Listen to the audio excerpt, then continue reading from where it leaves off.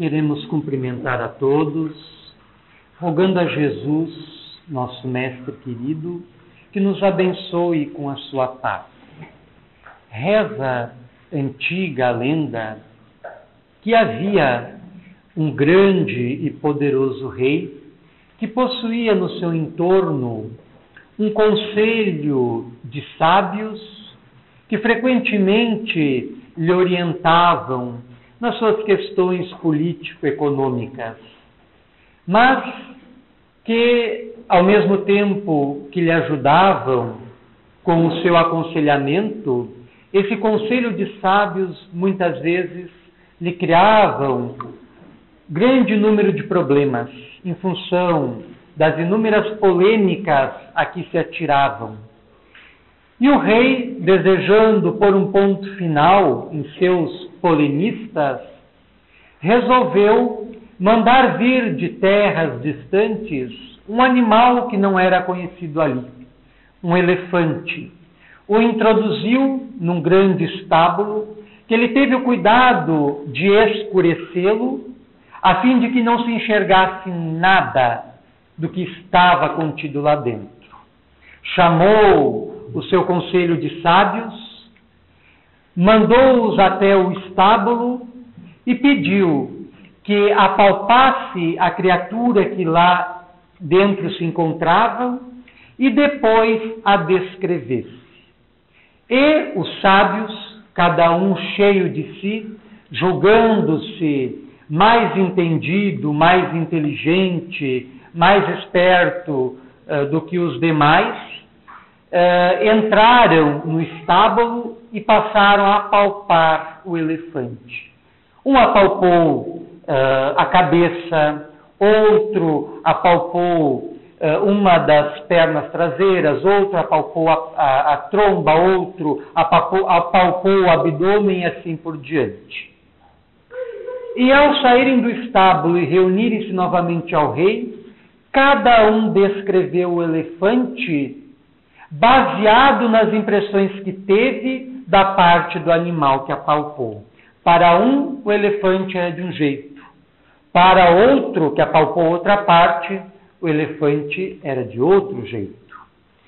E a lição aplicada pelo rei servia para demonstrar que os sistemas que os sábios elaboravam muitas vezes não respondiam pela totalidade da realidade descrita, mas sim por uma parcialidade, uma parte da totalidade que descreveram. Ao trazer o elefante à visão dos sábios, estes se surpreenderam, levando um choque, porque o animal que eles descreveram pelas partes que tocaram não se parecia nem um pouco com as descrições feitas, mas sim a totalidade das descrições realizadas. E assim, nós, seres humanos, frente à nossa realidade, possuímos ao nosso dispor os mais diferentes sistemas explicativos para a nossa realidade existencial.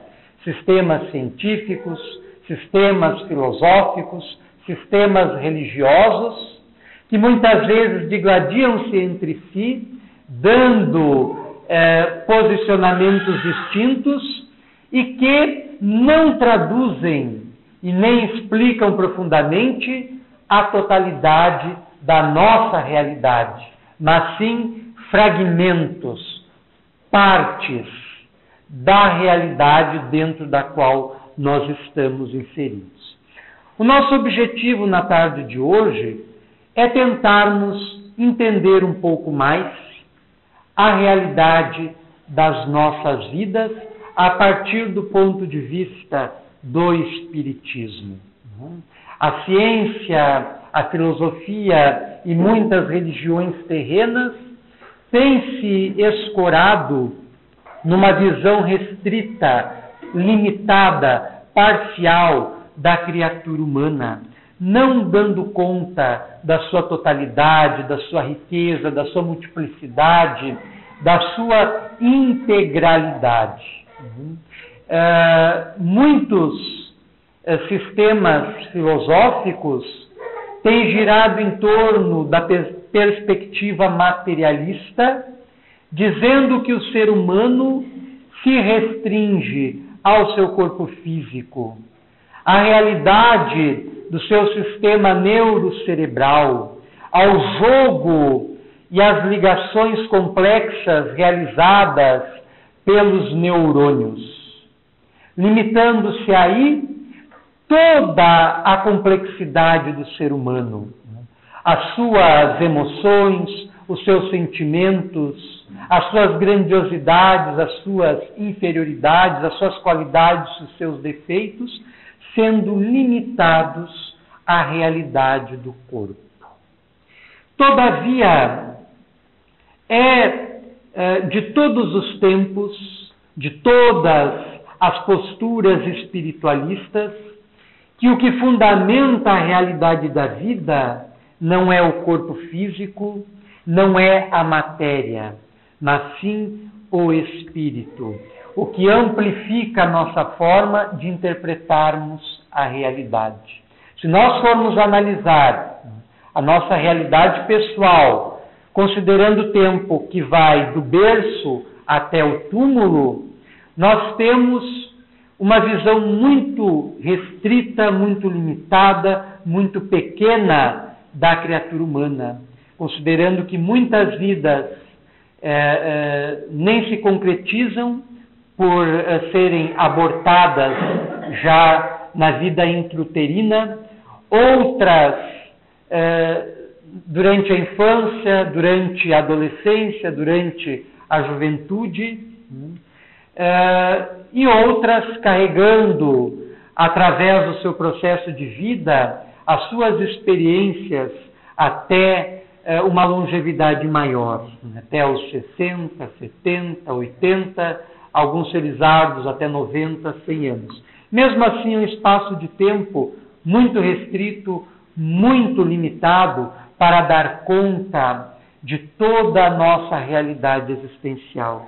Considerando a vida sobre esse parâmetro, muitas coisas seriam fugazes. O porquê de tantos sofrimentos, de tantas dores, de tantas angústias, de tantos problemas, de tantas situações que vivenciamos diariamente, considerando que tudo vem do corpo e que tudo se limita à passagem da vida física. É uma forma reducionista, limitante de encararmos a realidade. Como dizíamos anteriormente, todas as posturas filosóficas, religiosas, calcadas no espiritualismo, desde as eras mais recuadas, têm ensinado que a realidade do corpo, a realidade material, se estrutura, se forma, se elabora, se mantém, se perpetua através de uma realidade mais ampla, que é a realidade espiritual. E o Espiritismo, vindo na extensão das escolas espiritualistas, das escolas de sabedoria, as mais respeitáveis, faz as mesmas afirmativas, que a vida atual é apenas um elo num conjunto de existências muito maiores que a criatura possui e dentro de um esquema de vida muito maior que não se reduz a uma mera existência física, uma mera existência corporal. A doutrina dos espíritos, estruturada científica, filosófica e religiosamente na segunda metade do século XIX, nos apresenta toda uma esquematização que nos auxilia a compreender melhor a nossa realidade. Ensina-nos a doutrina espírita que o corpo físico, que os cientistas querem como a explicação para todas as coisas, é na verdade um reles envoltório da nossa individualidade, que é o ser espiritual, que é o espírito dotado de imortalidade, reencarnante, o que quer dizer que precisa de muitas etapas em diversos envoltórios, que precisa passar por inúmeras experiências em corpos físicos diferentes ao longo do tempo e do espaço, cumprindo os objetivos, as metas existenciais que o Criador traçou para as suas criaturas, que é o do seu aperfeiçoamento constante, que é o da sua evolução contínua e ininterrupta. E o Espiritismo ainda nos fala, ao nos revelar a nossa condição de espíritos imortais, das nossas ligações espirituais com todos os seres da criação divina. Então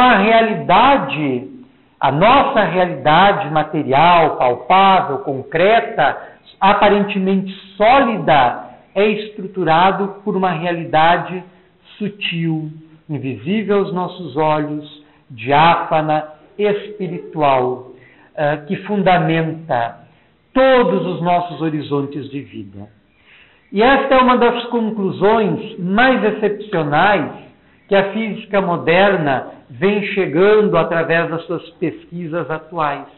Ao devassar a intimidade das moléculas e dos átomos e descobrir nas micropartículas que os compõem, que são imperceptíveis até para as aparelhagens mais complexas da ciência, até para os microscópios eletrônicos, essas micropartículas que se avizinham cada vez mais das realidades espirituais são o sustentáculo das nossas realidades parciais e limitadas que nós vivenciamos nas nossas atuais existências, nas nossas atuais vivências.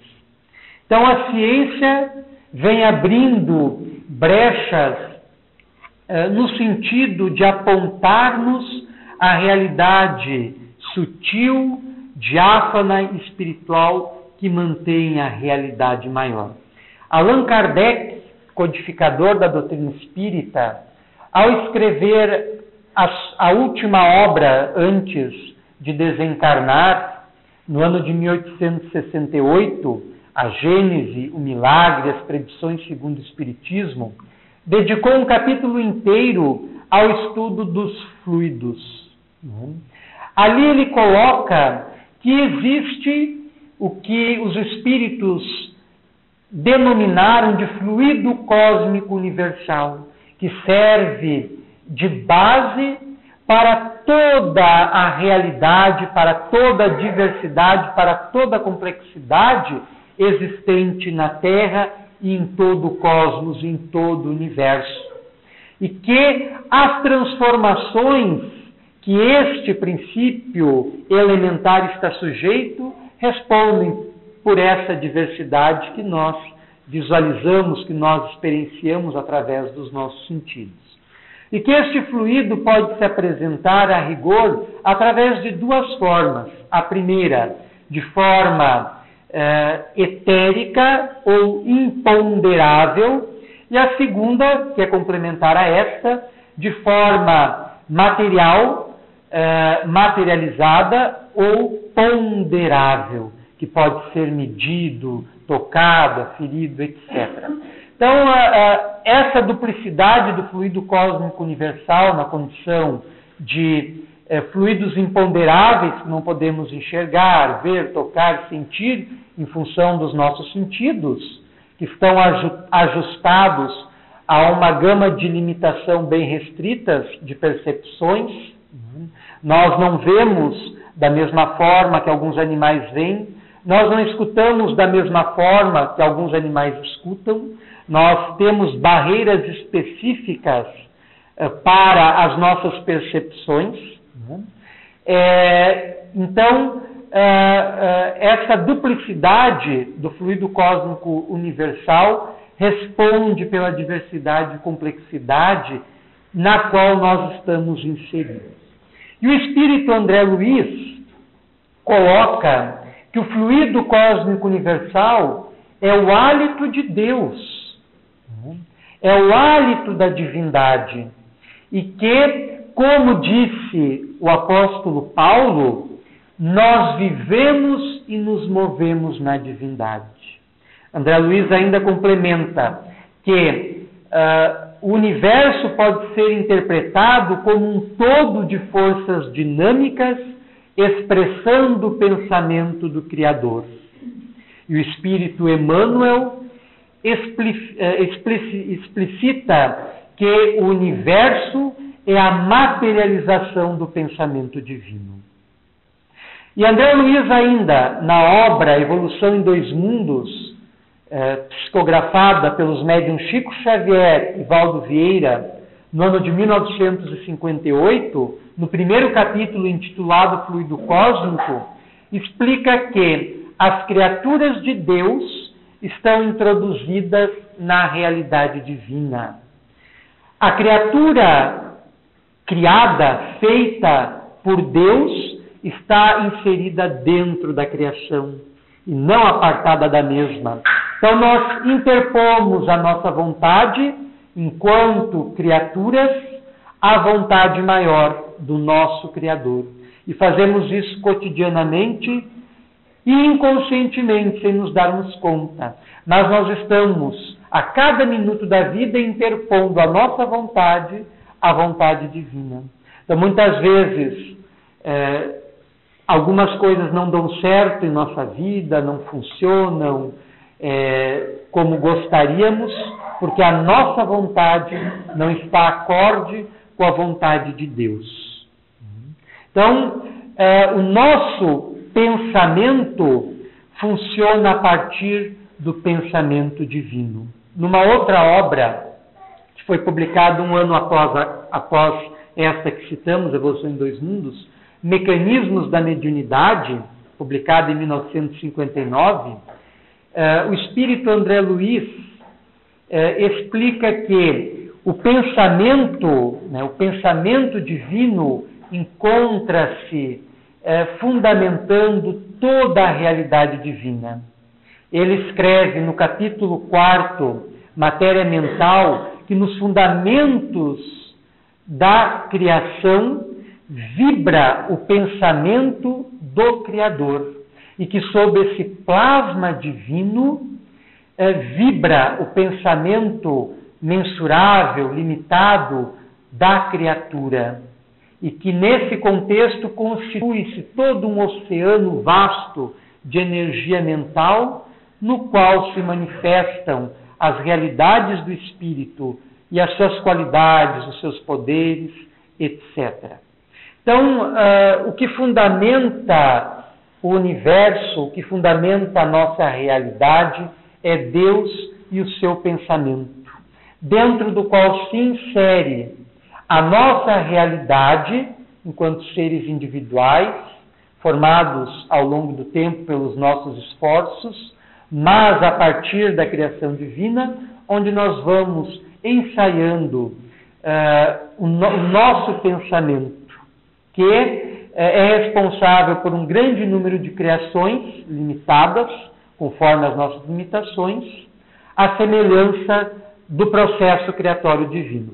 Então, André Luiz, no Evolução em Dois Mundos, no primeiro capítulo, Fluido Cósmico, explica que há inteligências avançadas que as mitologias dos diversos povos identificaram como sendo os grandes devas da teologia hindu, ou os arcanjos, ou grandes anjos das mais diferentes tradições religiosas do Ocidente, como criando em processo de cocriação em plano maior com a divindade. Então são os responsáveis pela formação dos mundos, dos sistemas planetários, das galáxias, a exemplo de Jesus, que é o responsável pela manutenção do nosso orbe, do nosso planeta.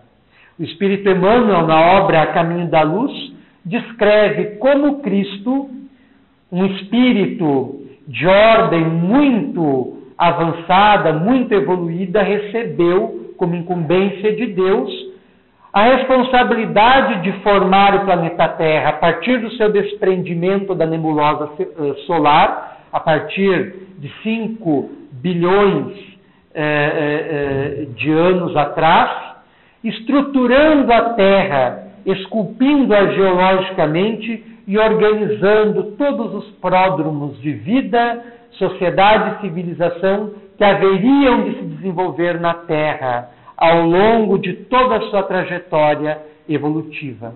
Então, Jesus é um desses espíritos que cocriam um plano maior, sendo assessores da divindade.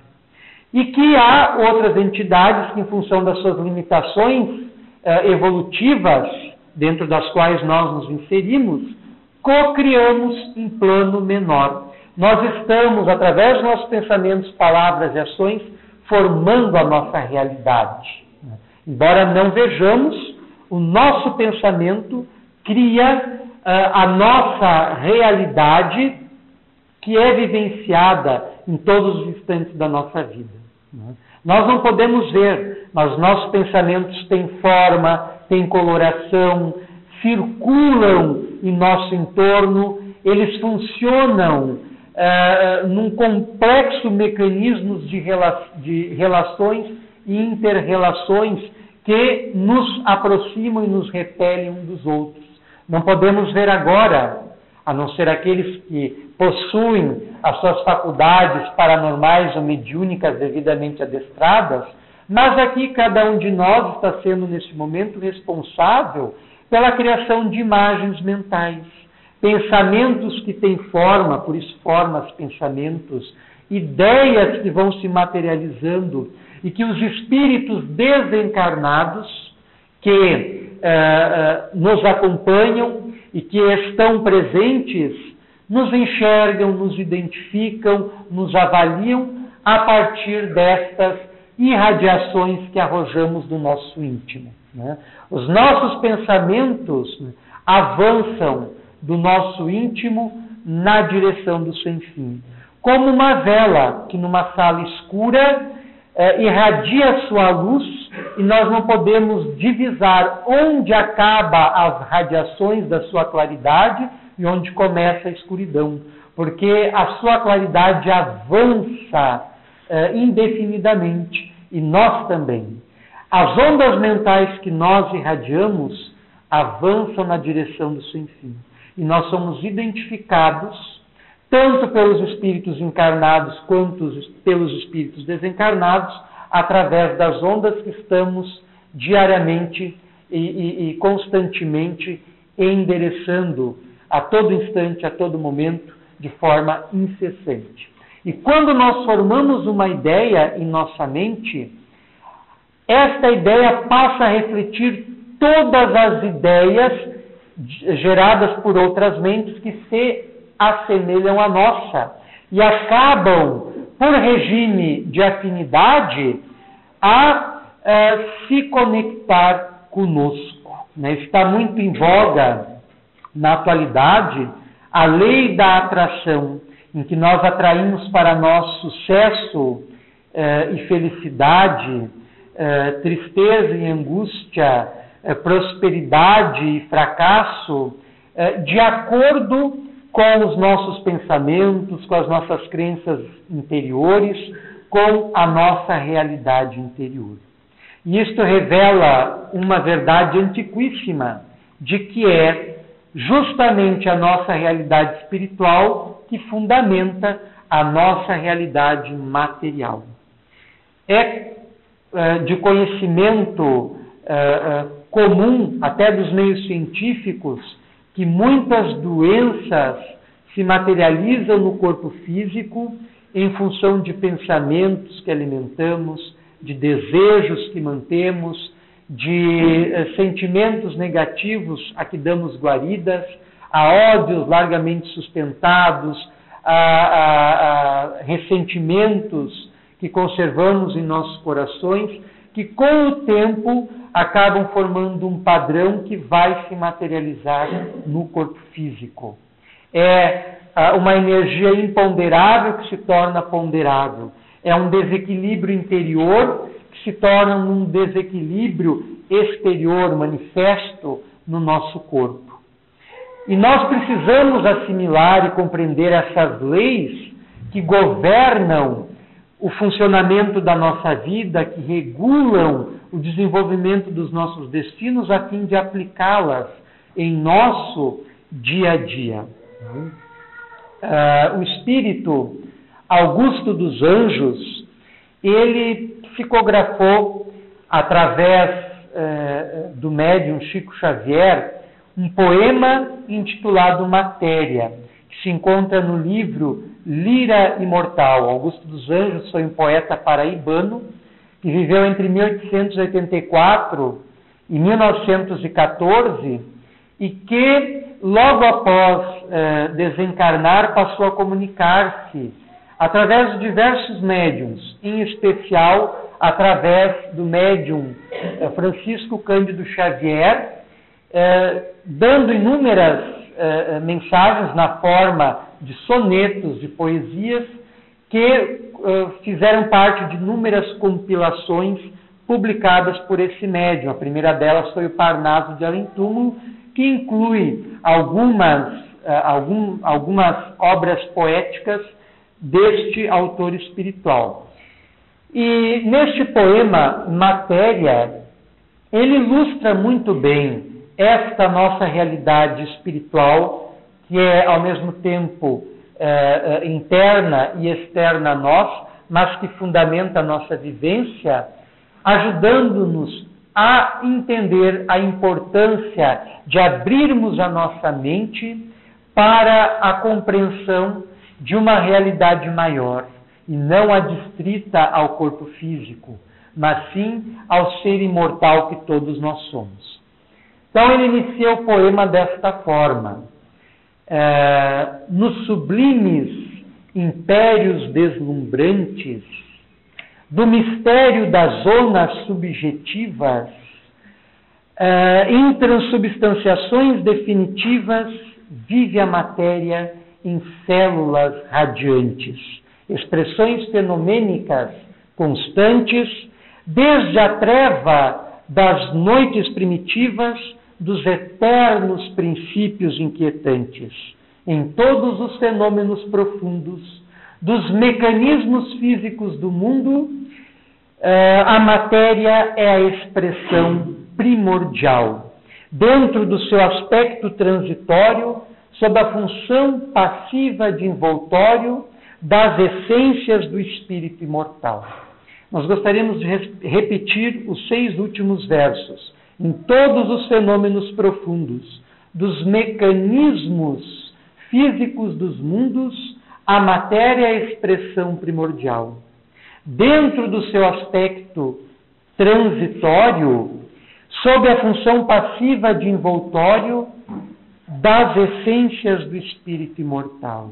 Então, toda a nossa realidade é fundamentada pela realidade espiritual. E tudo tem a sua contraparte espiritual. Estudos evidenciam, no âmbito da parapsicologia, principalmente as pesquisas feitas pelo casal Senior-Kirlian, que desde os minerais até os seres humanos, todas as formas existentes apresentam radiações, que no caso das plantas, dos animais e dos seres humanos, variam indefinidamente em intensidade e coloração. E a tese que se aventou é que estas radiações estão atreladas aos estados interiores dos vegetais, dos animais e dos seres humanos. E se fez uma experiência muito interessante com folhas de árvores que, ao serem retiradas da árvore, tiveram a sua irradiação paulatinamente decrescendo, até não irradiar mais nenhum tipo de força, nenhum tipo de coloração. Isso mostra que o que mantinha a folha viva era uma espécie de campo espiritual que mantinha a realidade, a condição de vida da folha em si. Ela, destacada da planta que a mantinha viva, perdia o contato com esse campo espiritual que lhe sustentava a vida. O espírito André Luiz, na obra Os Mensageiros, narra uma história muito interessante, que esta entidade formava uma equipe espiritual que vinha de uma colônia no nosso lar, na direção do Rio de Janeiro, na época, capital do Brasil ainda. E no subúrbio, numa casa muito simples, havia uma viúva com os seus filhos, que era médium, era praticante do espiritismo e realizava periodicamente o evangelho no lar. E aquela casa havia se tornado um pousio de espíritos superiores que lá paravam ao vir para a Terra a fim de se retemperar das suas longas viagens feitas pelos variados planos espirituais. E após a feitura do Evangelho no lar, André Luiz passeava pela casa, que apresentava uma dimensão espiritual muito maior do que a casa física, e ele observou uma criança no mundo espiritual junto à sua mãe, que ao ver-se sob o descuido da mãe, tomou de uma flor e arrancou a sua contraparte espiritual. E a mãe, ao ver aquilo, logo lhe advertiu, porque ela não tinha o direito de interferir na ordem das coisas. E para a surpresa do André Luiz, aquela flor física emurcheceu, morreu quase que de imediato, porque o que lhe conferia o status de planta viva era o campo espiritual que formava a sua base de existência. Faltando este, a vida dali se ausentou. Então, essas pesquisas no campo da parapsicologia, da psicotrônica e essas informações espirituais que os espíritos nos trazem, nos abrem um leque muito maior para compreendermos a nossa realidade espiritual, que é, repetimos, fundamentada pelos nossos pensamentos, que geram hábitos que se transformam em comportamentos automáticos que nós ostentamos em nossa vida de relação, nas nossas trocas de experiências com as pessoas no dia a dia.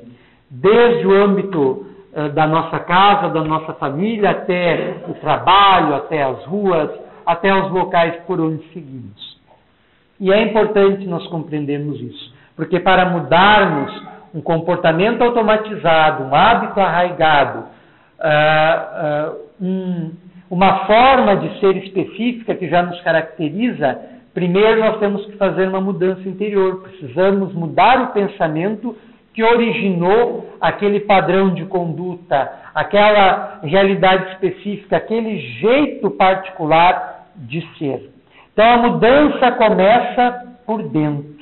A mudança começa em nossa casa mental, a mudança começa através da mudança dos nossos pensamentos, dos nossos sentimentos, das nossas emoções, das nossas características interiores, das nossas características espirituais.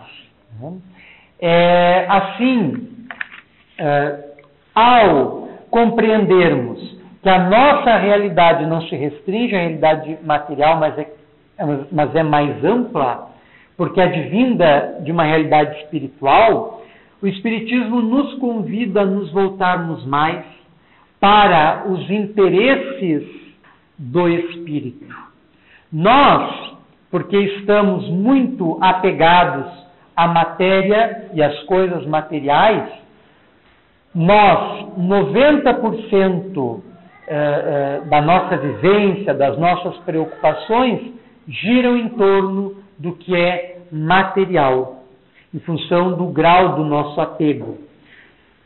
Se nós sabemos que o que é fundamental em nossa vida não é a matéria, porque nós não somos ela, mas sim o nosso espírito, que é a parte central em nossa existência, que é a nossa individualidade, que é o portador da memória, das nossas características, das nossas emoções, sentimentos, etc., nós vamos nos voltar mais para Ele.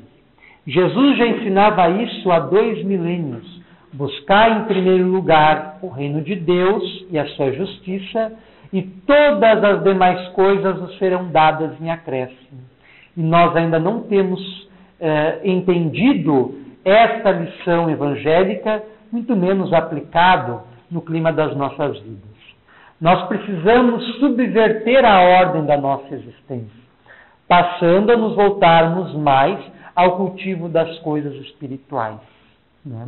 A Terra será um lugar melhor quando as pessoas que a habitam, quando os espíritos que nela estão encarnados, passarem a se conscientizar disso e voltar-se mais para a sua realidade espiritual. Um psicólogo, que foi uma das maiores genialidades do século XX, pai da psicologia humanista e um dos precursores da psicologia transpessoal, Abraham Maslow, escreveu uma obra excepcional intitulada Introdução à Psicologia do Ser, onde ele fazia uma análise profunda da criatura humana a partir das suas características interiores, da sua subjetividade, do mistério das zonas subjetivas de que falava Augusto dos Anjos no seu poema mediúnico, no qual ele chegou, após anos de clínica psicológica, a uma conclusão muito interessante, observando o comportamento e a conduta dos seres humanos. Que os seres humanos estão voltados para a satisfação das suas necessidades e que há uma hierarquia nessas satisfações, na satisfação dessas necessidades, que é hoje conhecida como pirâmide ou simplesmente como hierarquia das necessidades humanas de Maslow. Na base das necessidades humanas, ele coloca as necessidades fundamentais, né, de alimento, de proteção, de abrigo, né, são as necessidades básicas da vida, sem as quais a vida não se garante, não se mantém. Né? Nós precisamos satisfazer essas necessidades para garantirmos a nossa sobrevivência biológica, material na Terra. Satisfeitas essas necessidades, o ser humano permanece ansioso e surgem novas necessidades de segurança e proteção. Muitas vezes nós nos sentimos inseguros quando estamos sozinhos e precisamos do aconchego da família, precisamos do grupo de amigos para nos sentirmos bem, para nos sentirmos fortes, para nos sentirmos acolhidos. As mulheres dificilmente vão ao banheiro sozinhas, geralmente vão acompanhadas, em segurança. Né? Satisfeita essas necessidades de segurança e proteção, segue a inquietude e surgem novas necessidades de pertencimento e amor. E o ser humano tem uma fome muito grande de amor. O ser humano quer ser amado. Né? Toda criatura humana deseja ser amada, ser querida, ser desejada. Mas poucas criaturas humanas querem amar, querem querer bem, querem desejar outros bem. Satisfeitas essas necessidades, surgem outras. A de autoestima, a de autovalorização, a de compreender o que se é, né, através do autoconhecimento, e se valorizar do jeito que se é. Satisfeita a necessidade de autoestima, surge a outra, de autorrealização, que na análise de Abraham Maslow seria o ápice das necessidades humanas. A necessidade de autorrealização seria a necessidade mais elevada do ser humano. Então nós estamos na Terra em busca de satisfazer as nossas necessidades. E à medida que vamos satisfazendo umas necessidades, vão surgindo outras, cada vez mais sutis, que nós precisamos atender. E na atualidade terrena, nós avançamos no sentido de atender a necessidades superiores, não só aquelas das satisfações das paixões mais baixas, mas sim das emoções superiores, do amor, do carinho, do afeto, da união e também da autoestima, da autorrealização. E nisso é indispensável a nossa mudança interior, mudando os nossos pensamentos e direcionando-os para objetivos cada vez mais nobres. Se eu atingir a autorrealização, se eu me planifiquei, se eu me completei, os obstáculos serão apenas pedras no transcurso do caminho por onde eu sigo e não vão me infelicitar, não vão me entristecer, não vão me prejudicar, porque eu saberei passar pela vida vivenciando a sua conjuntura, muitas vezes afligente, torturante, dificultosa, mas autorrealizado, porque pleno por dentro, realizado por dentro, porque eu atingi a minha meta existencial. E para isso, repetimos, é fundamental a nossa mudança interior através da modificação dos nossos pensamentos, que vão auxiliar-nos na modificação dos nossos comportamentos e hábitos. A psicologia apresenta 4 estágios que são seguidos na formação de novos hábitos. O primeiro seria de inconsciência e sem habilidade. Para usar um exemplo, a habilidade de dirigir um automóvel. Ninguém nasce sabendo dirigir. É uma habilidade que precisa ser aprendida. Inicialmente, a pessoa é completamente inconsciente e não possui aquela habilidade. E o mesmo com qualquer uma das outras. Aprender a gatinhar, aprender a caminhar, aprender a correr, a pular. Ninguém nasceu caminhando, correndo, pulando. Passou por um processo de aprendizagem, que consiste na formação de hábitos. Allan Kardec, que era um educador, introdutor na França dos métodos pestalozzianos de ensino, definia a educação como a arte de adquirir caracteres através da formação de hábitos. O segundo estágio na formação de um hábito seria a consciência e ainda a falta da habilidade. Sem habilidade. Eu tenho conhecimento, que existe aquela habilidade, mas eu ainda não a possuo. Mas eu vou começar a aprender, eu vou matricular na autoescola, vou começar com as horas-aulas e vou lentamente aprendendo a disciplina.